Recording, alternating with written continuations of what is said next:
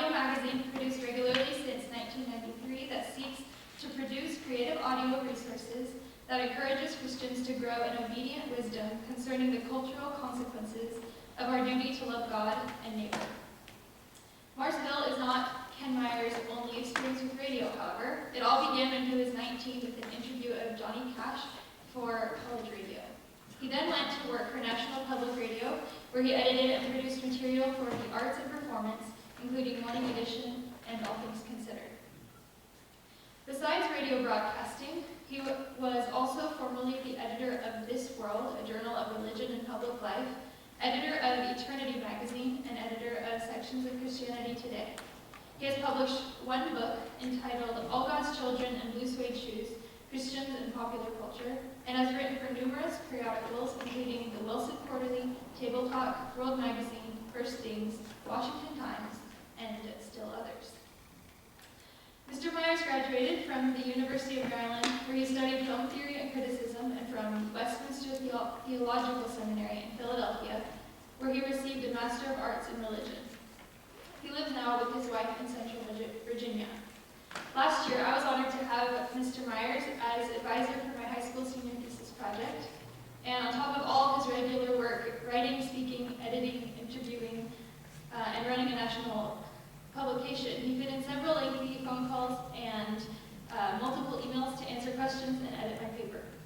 I am very pleased to meet him, and I look forward to learning more from him this weekend. Please join me in welcoming Mr. Myers.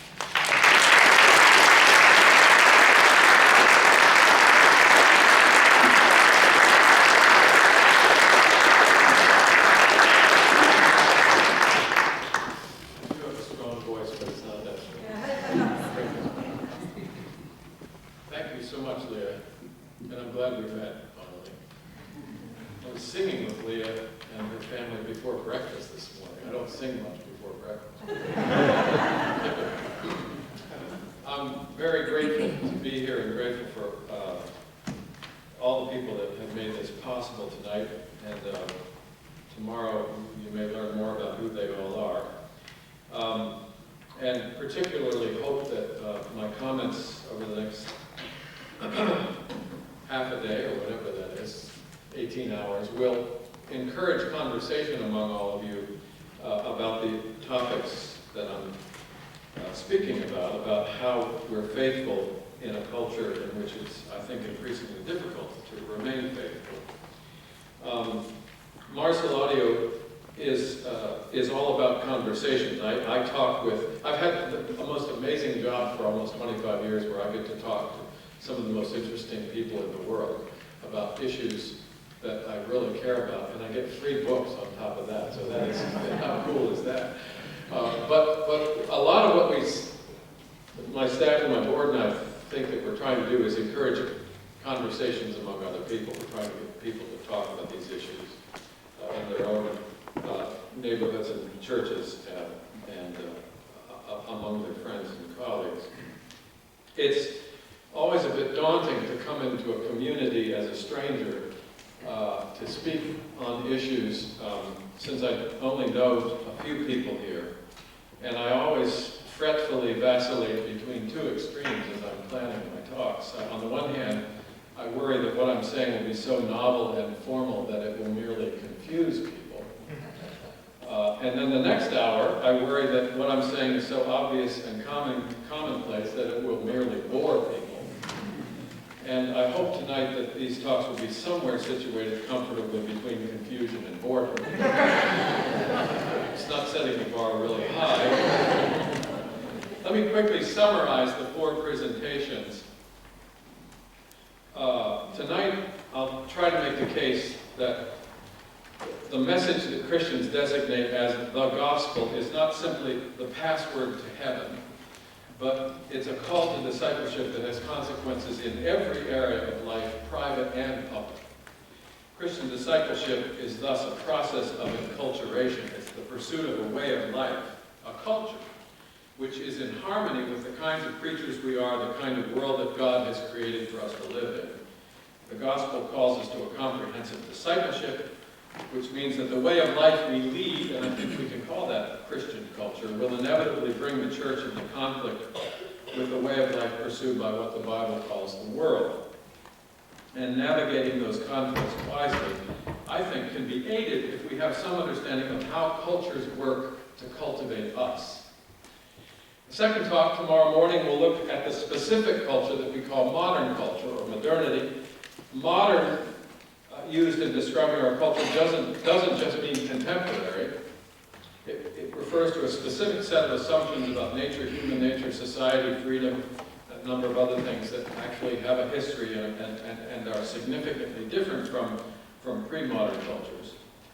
Prominent in the modern view of things is a kind of apartheid that separates the secular from the sacred as entirely distinct zones of life.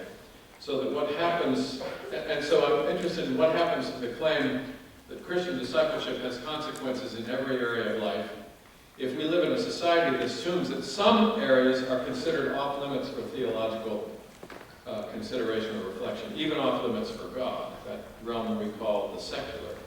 So we'll look at the origins of that idea of the secular. And then the third and fourth talk will be, in a sense, case studies about faithfulness and culture. The third talk will look at the role of technology in shaping modern culture, with an awareness that the word technology can either refer to specific gadgets or to distinctly modern mentality, a kind of internal disposition, a disposition that desires unlimited control over nature and human nature. Technology in both senses is one of the most formative features of modern culture, so I'll argue that it's important for Christians to exercise discernment, both at the level of the overarching or undergirding project of control, we might call technology with a capital T, as well as in the day-to-day use of specific gadgets and the typical rituals associated with those gadgets. And then I'll finish up with some reflections about music. Leah's senior paper was on beauty, and we had a lot of talk about beauty and aesthetics, and specifically about music, which is the area of the arts that I'm most familiar with. Those of you familiar with the classical or liberal arts tradition, I know there are people here from classical schools, you'll know that music was one of the four subjects that formed the quadrivium, the four ways of knowledge that were essential for understanding the beautiful order of the cosmos. Plato believed that these four disciplines, arithmetic, geometry, astronomy, and music, could awaken the inner vision of the soul, and the Christian theologian Hugh of St. Victor in the 12th century asserted that along with the linguistic arts of grammar, logic, and rhetoric, which we call the trivium, the quadrivium prepared the mind for complete knowledge of philosophical truth and entry into the secret places of wisdom. Now, when most people are studying geometry or music, they don't think of them in those terms.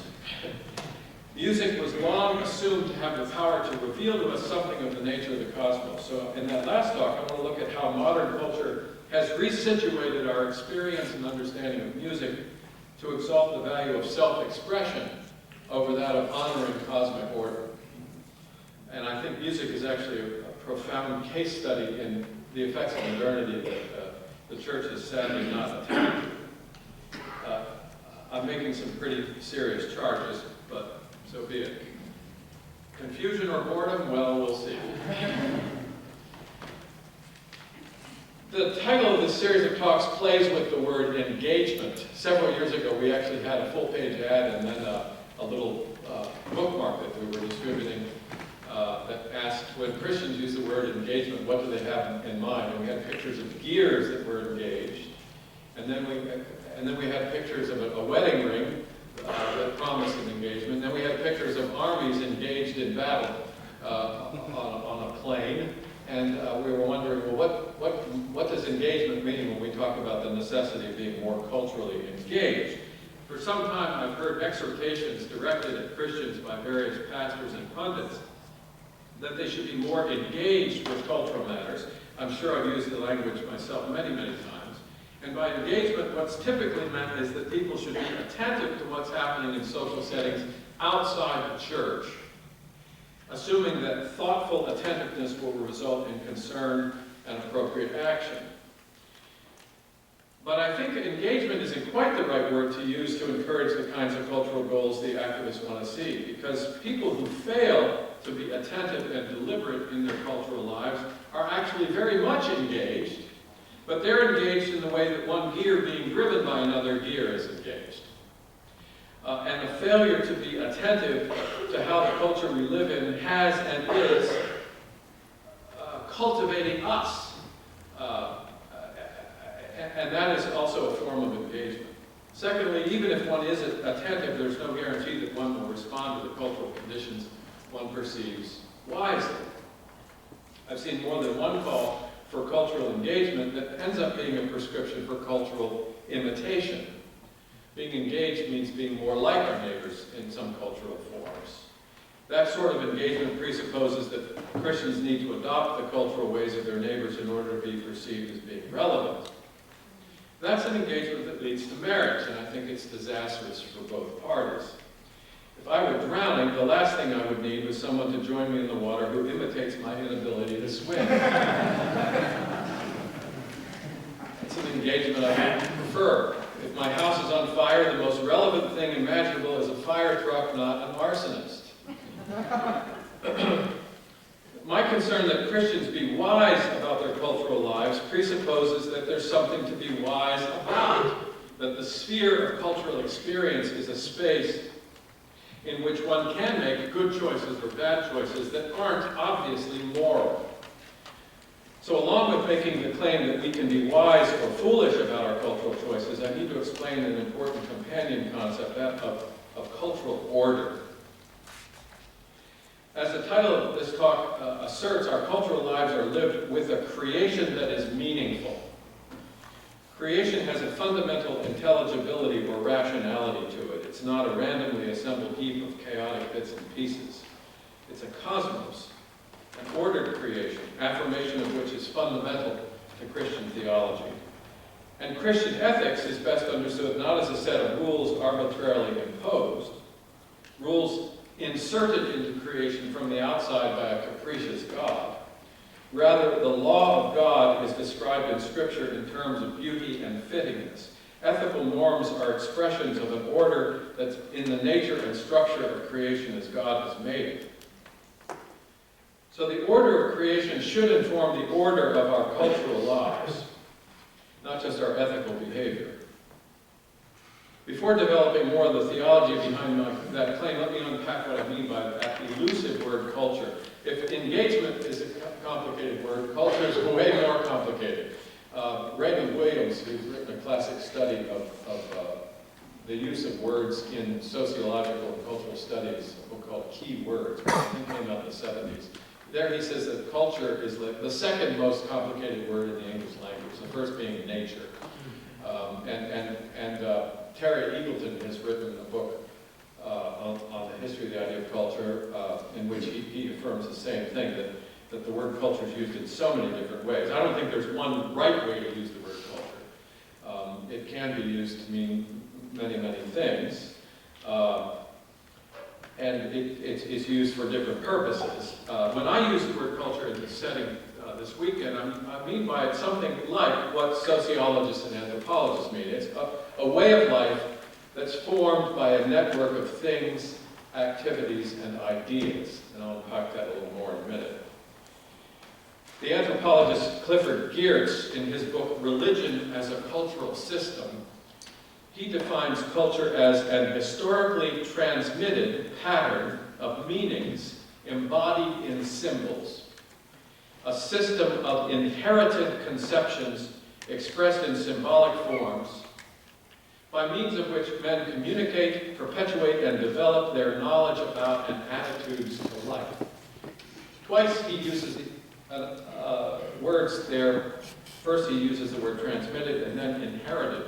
In both instances, he's pointing out that culture is something that's intergenerational. One of the big problems with contemporary culture is that we tend to think of culture more as a set of lifestyle options that individuals choose on their own, rather than culture that's something like an inheritance or a legacy.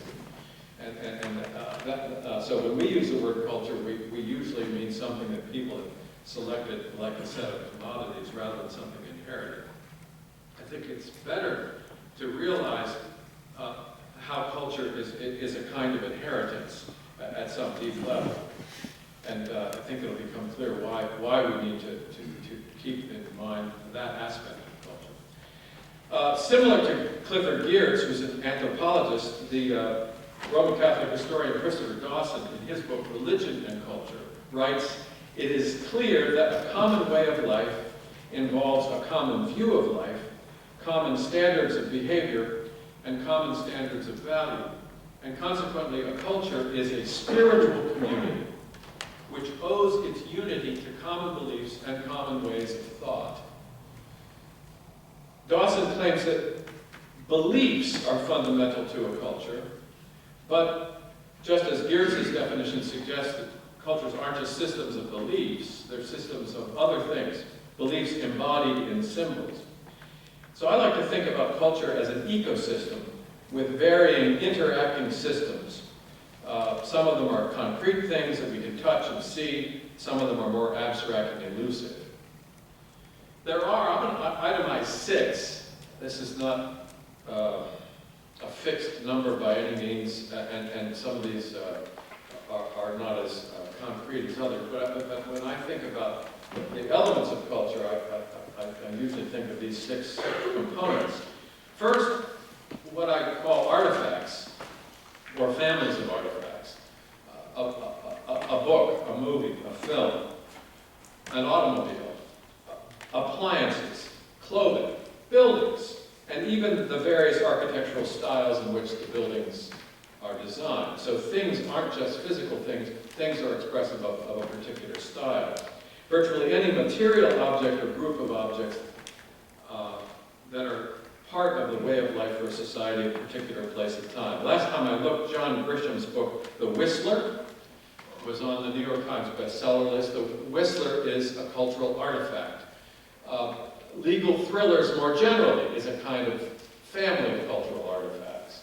The New York Times and the New York Times bestseller list are not artifacts, they are institutions that sustain the presence of artifacts in our lives. I'll get to institutions in a minute, the second point. Cultures are held together by material objects, some of which deliberately convey meaning in symbolic form. But the meaning that artifacts convey is different from the meaning conveyed in verbal language, but it's still very, very powerfully significant. I mentioned institutions, the New York Times bestseller list, the New York Times. New York Times isn't as important a cultural institution as it once was.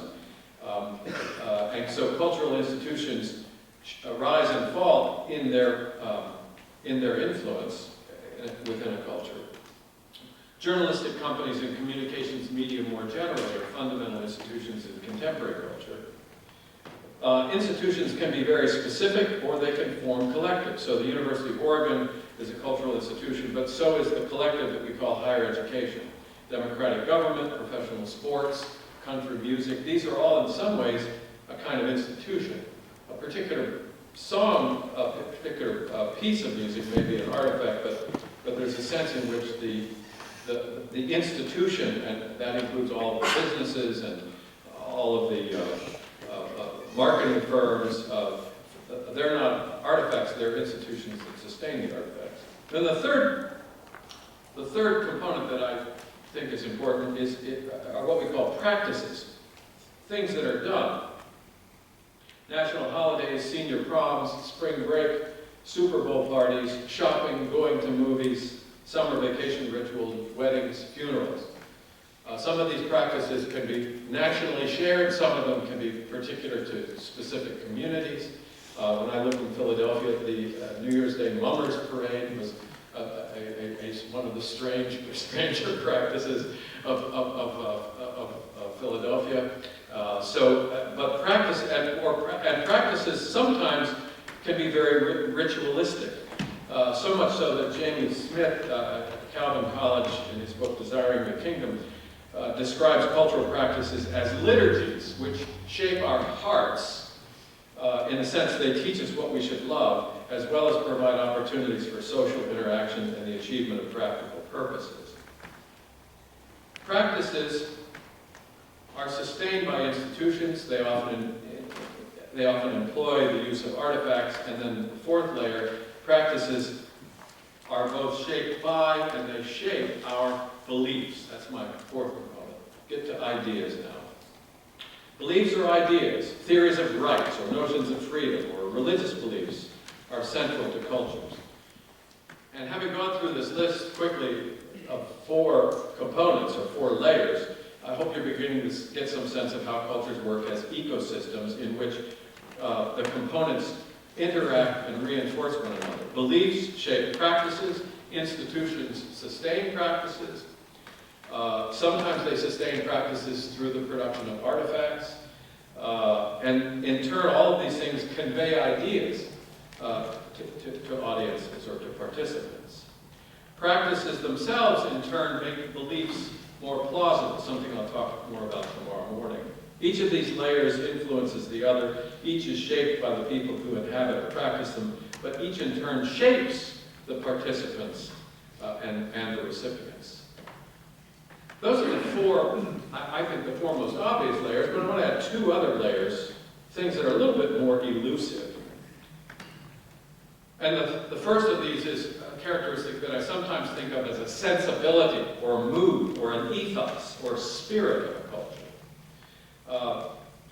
Cultures can have very distinctive moods, which, again, interact with the institutions and the practices and the artifacts and the beliefs.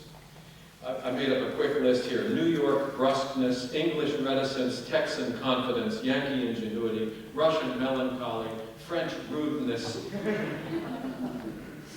These are all cultural sensibilities that live in and through practices and institutions, and they influence artifacts and ideas as well. Now, not every person living in a culture shares its dominant sensibilities. American culture typically is regarded as more extroverted than, say, Russian culture or English culture. But not everybody living in America is an extrovert. The sensibilities do exert, to a greater or lesser degree, a kind of pressure on the members of the culture. If you live in a culture that conveys a sensibility of rugged individualism, for instance, or ruthless practicality, certain beliefs about community in the first instance, or beliefs about mystery and imagination in the second instance, may be less plausible than they would be if the cultural ethos was different.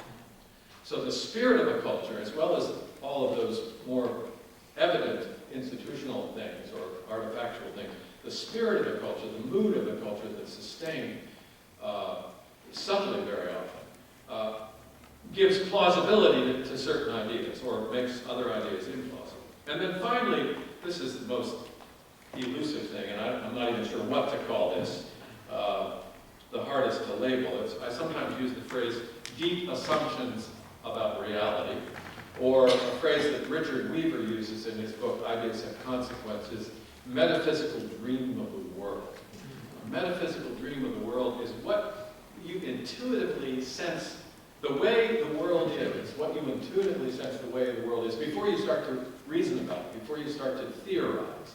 You just have an instinct of the way the world is. I sometimes think of this as a kind of posture toward creation, which is, it's more fundamental than the mood, and it's actually more formative.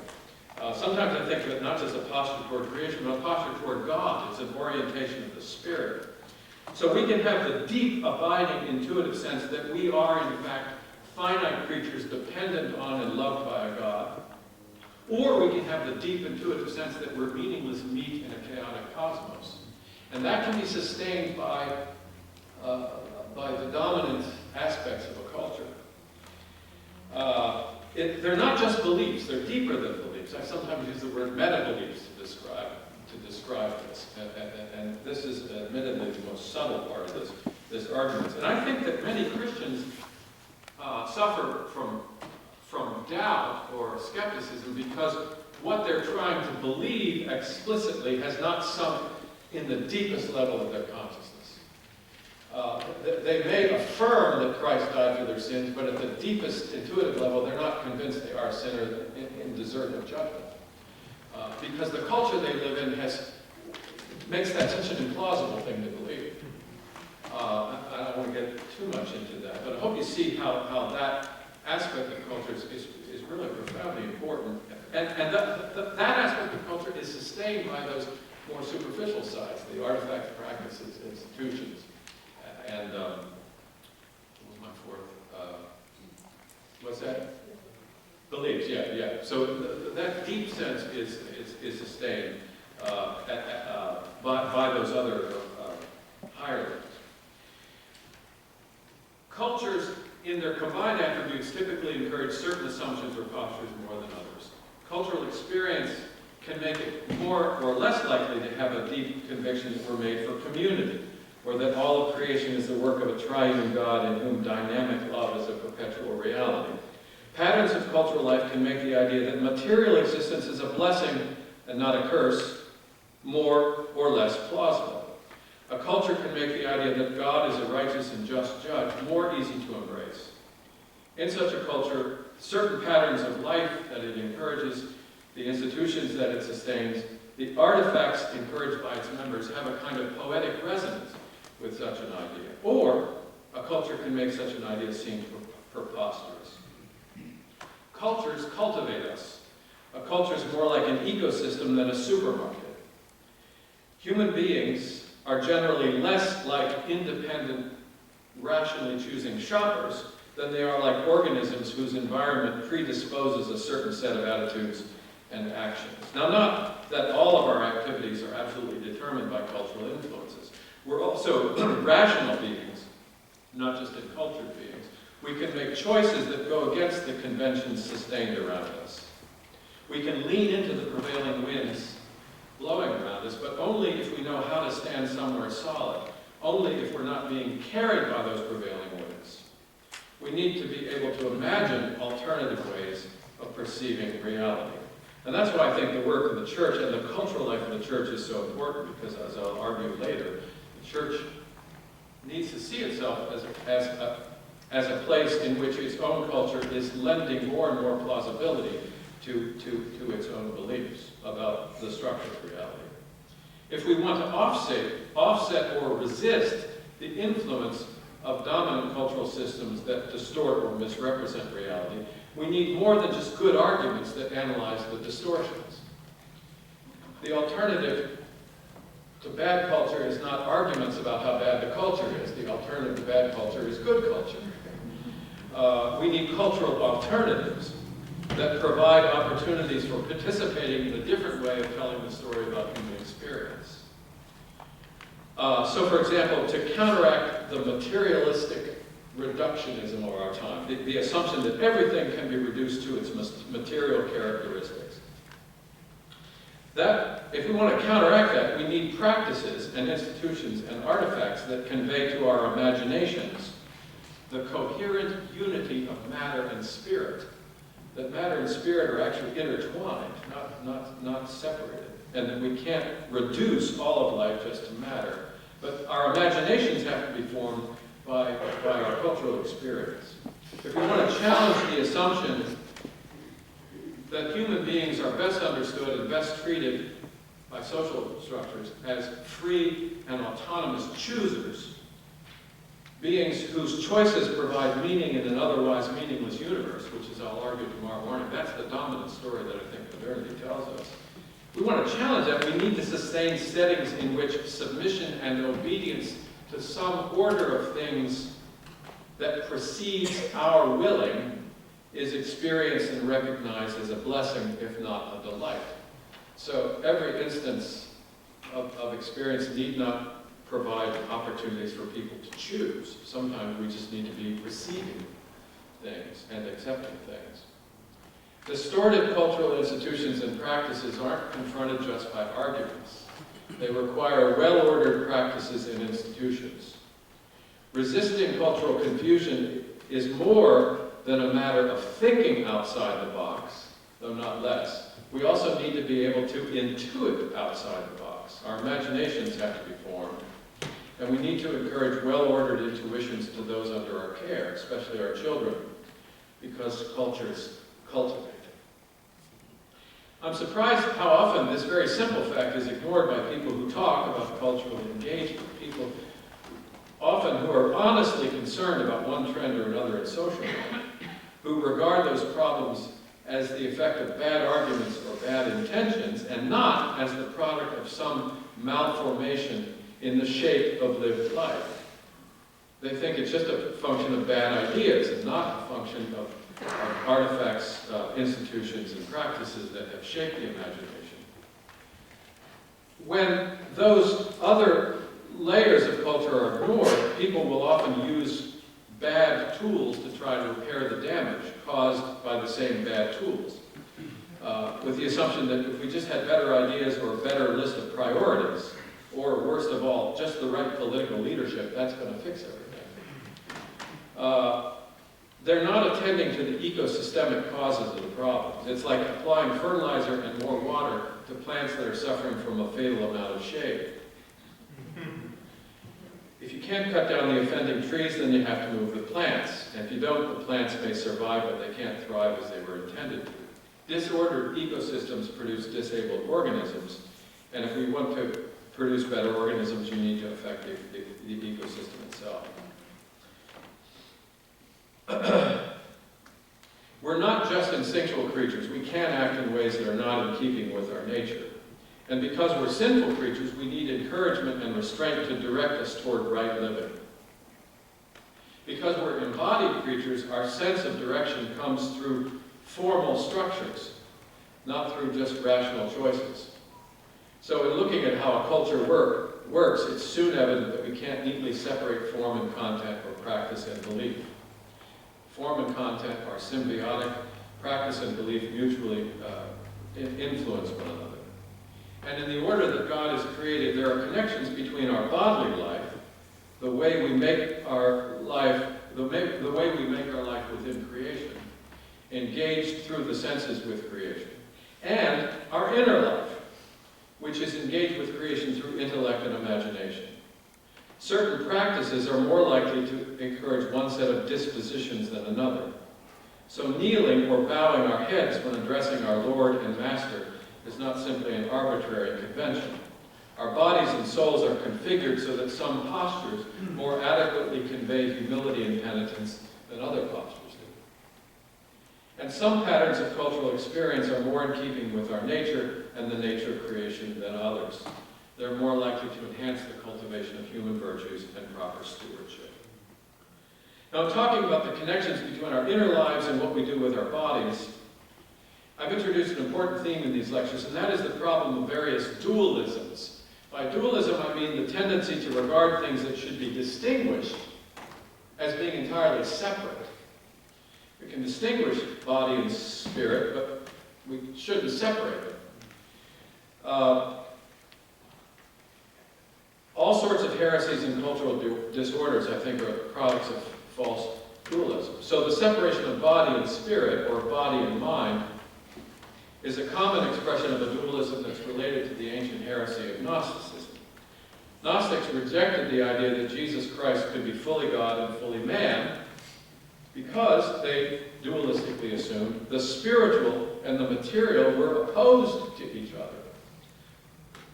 That Gnostic dualism is one factor among Christians which causes them to assume that evangelism and cultural activity are somehow mutually exclusive. According to a dualistic framework, evangelism is just about getting people to heaven.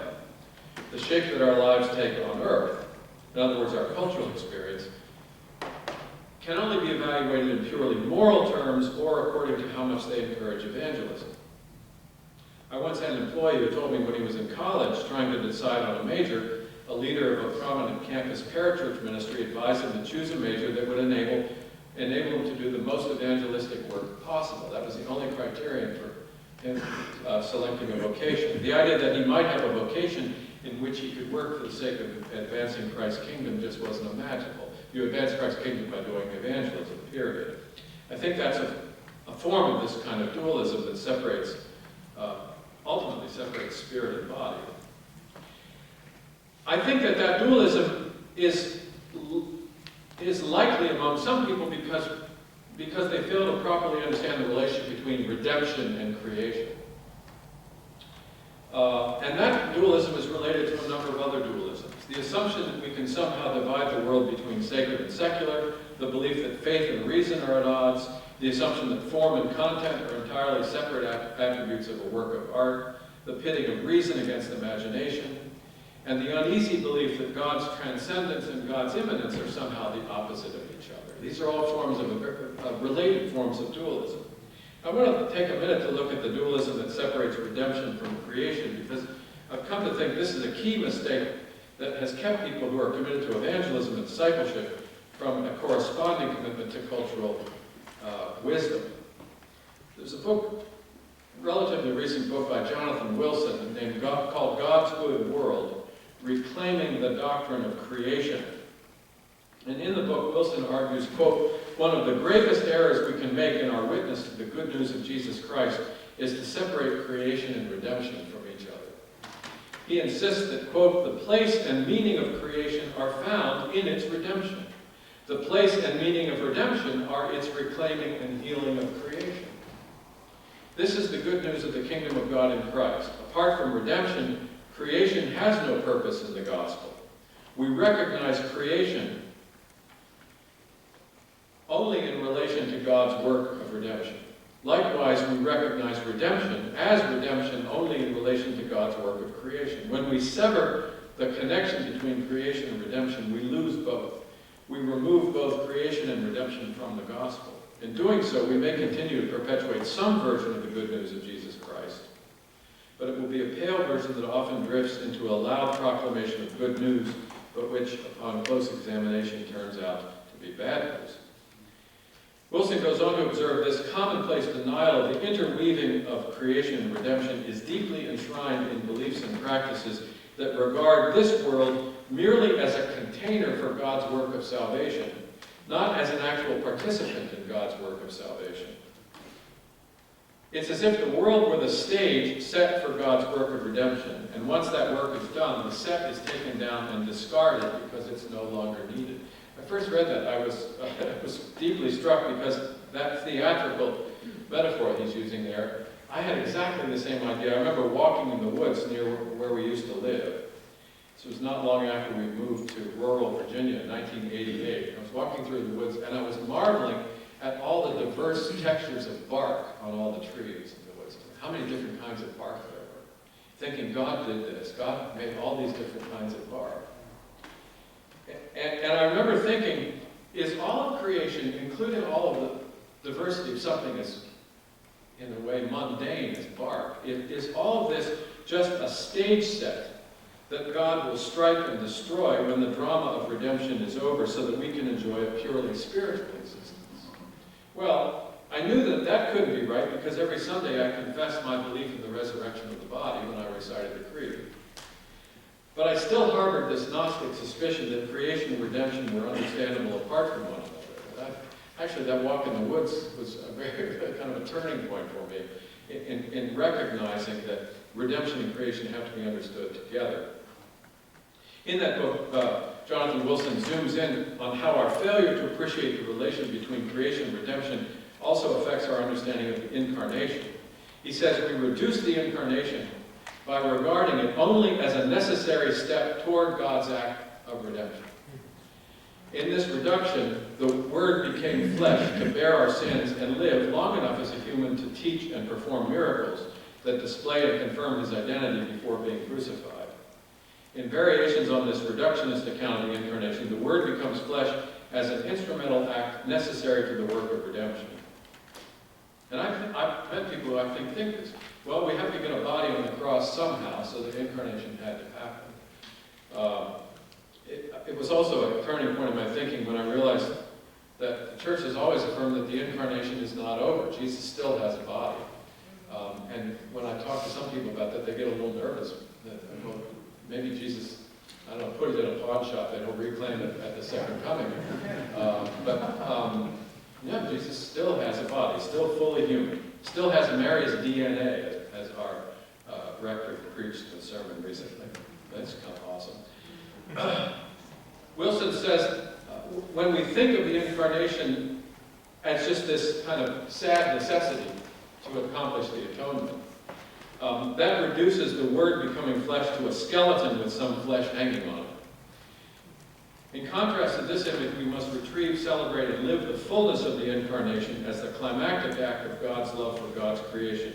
The Word became flesh not just as an instrument toward our salvation, but as an embrace of the whole of creation in this one person, an embrace that redeems all creation. As it is, this one person is the one by whom, through whom, and for whom all things were made. It is this very one who enters fully, deeply, passionately into the life of the creation. This is the action of love, love that began before the creation of the cosmos, love that gives life to the cosmos, holds the cosmos together, embraces and enfolds the cosmos into the life of God through Jesus Christ, and promises life eternal for the cosmos by weaving together creation and redemption in a new heavens and a new earth. And Wilson goes on to warn us that if we fail to orient redemption and creation together, then our cultural lives will likely be sub-Christian. He says, if we present the gospel as redemption apart from creation, as a spiritual rescue operation that merely directs our discipleship to an inner disposition or an entirely future state of affairs, then we leave a vacuum in our lives that other ideologies rush in to fill. I think that that's a good summary, that it's actually the eclipsing of the relationship between redemption and creation that allows us to have the assumption that our cultural lives can be lived without a significant theological influence. Now, several times I've used the word order, talking about the order of creation, and I think that's a very important word in these talks. Several years ago, I gave an address at Westminster Seminary in California, and after my talk, in a casual conversation with an old friend, he said, "You use a word a lot that we don't use around here much, that word order." And I realized it's probably right. Last year, a teacher who's listened to many editions of our audio journal observed that I regularly use the word givenness to refer to creation. And order and the givenness of that order are essential ideas in how and what we think about creation and culture. My friend at Westminster was right. In Reformed circles, there's generally more talk about law than about order.